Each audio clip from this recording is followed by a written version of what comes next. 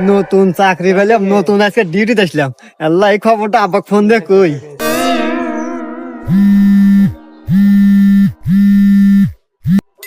হ্যাঁ বাজান। হ্যালো আব্বা।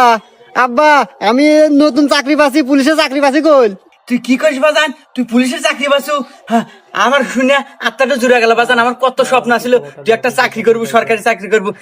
যাক বাজান, আমি খুব খুশি হয়েছি বাজান তুই চাকরি পাচ্ছু। আব্বা, ওই আমাদের বাড়ির পাশে যে টয়লেট মোড় আছে না, রাস্তা, এই রাস্তায় আজকে আমি ডিউটি করতেছি, তুমি আসো দেখা হয়ে যাও। বাজান আমি এই সময় কিভাবে যাবো আমি বুঝতেছি না তো।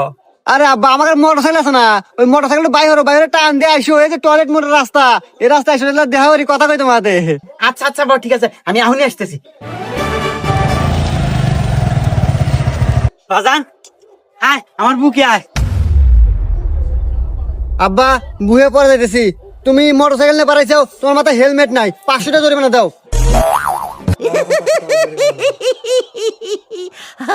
কে গাদা? আমি কল তোর বাপ। দেখো আব্বা, আইন আইনের গতির চলে, আইনের কোনো বাপ মাও নাই। আইনের কাছে সবাই সমান, টাকা দিলে দাও, না দিলে জেলে নাও।